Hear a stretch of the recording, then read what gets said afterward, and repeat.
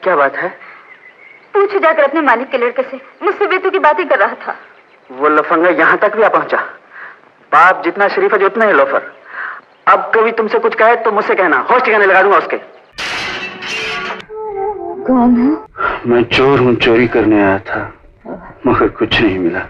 बॉलीवुड की मशहूर अदाकारा मीना कुमारी अपने दौर में फिल्मों की हीरो से ज़्यादा रुतबा रखती थी।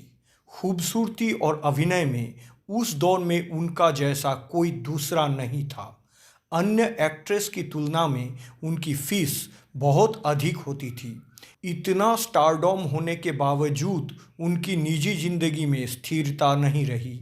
उन्होंने प्यार तो किया लेकिन कोई हमेशा के लिए निभाने वाला नहीं मिला। बॉलीवुड की ट्रेजेडी क्वीन शराब की लत के कारण भी कई परेशानियां झेलती रही और अंत में इसी शराब ने उनकी जान भी ली। मीना कुमारी की शादी मशहूर राइटर डायरेक्टर कमाल अमरोही साहब से हुई थी।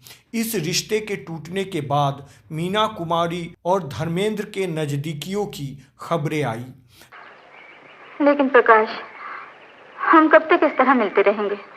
अब तो माँ भी मुझे जल्द से जल्द घर से निकालना चाहती हैं। वो घर से निकालना चाहती हैं और मैं भुलाना चाहता हूँ। मीना कुमारी अपनी पूरी जिंदगी मानसिक और भावनात्मक रूप से घुटती रही, सिसकती रही।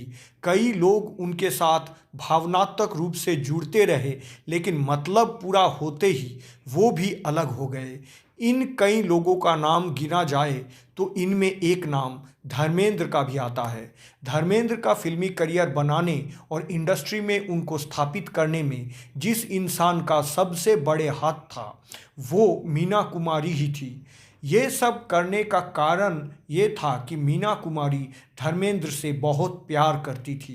मीना कुमारी ने कई निर्माताओं के सामने ये शर्त भी रखी थी कि वो उनके फिल्मों में तभी काम करेगी अगर फिल्म का हीरो धर्मेंद्र होगा।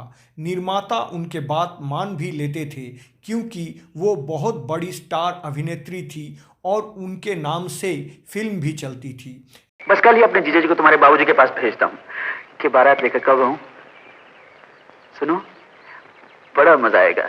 यही वजह है कि साल 1964 से साल 1968 तक मीना कुमारी और धर्मेंद्र ने कई फिल्मों में साथ में काम किया, जैसे कि मैं भी लड़की हूँ, पूर्णिमा, काजल, फूल और पत्थर, मंझली दीदी, चंदन का पालना, बहारों की मंजिल इत्यादि।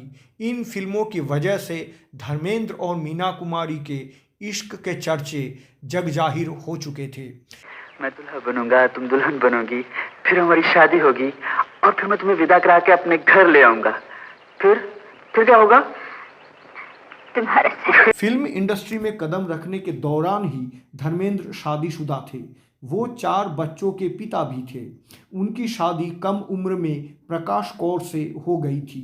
परिवार की जिम्मेदारी के बंधन में धर्मेंद्र करियर की शुरुआती स्टेज में मीना कुमारी के साथ अपने हदों को पार करना नहीं चाहते थे।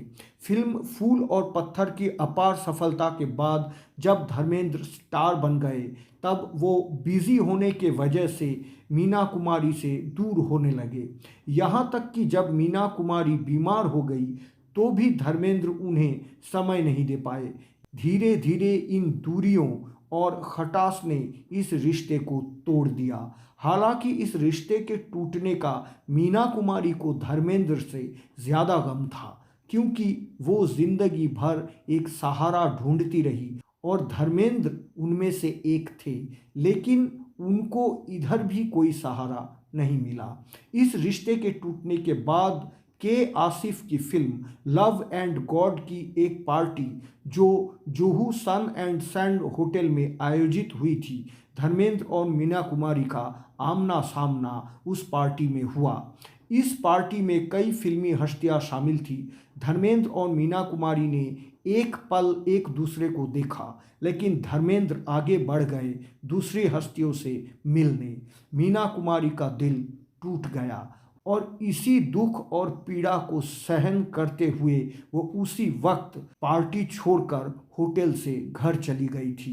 सुनने में ये भी आता है कि फिल्म पाकीजा में राजकुमार के रोल के लिए पहले धर्मेंद्र का नाम सोचा गया था, लेकिन फिल्म के निर्देशक कमल अमरोही साहब, जो मीना कुमारी जी के हस्बैंड थे, उनके आपत्ति के कारण आखिरकार धर्मेंद्र को इस फिल्म से हटा दिया गया।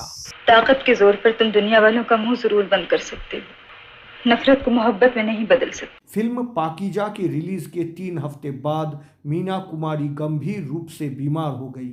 लंबी बीमारी के बाद 31 मार्च साल 1972 को मीना कुमारी ने दुनिया को अलविदा कह दिया।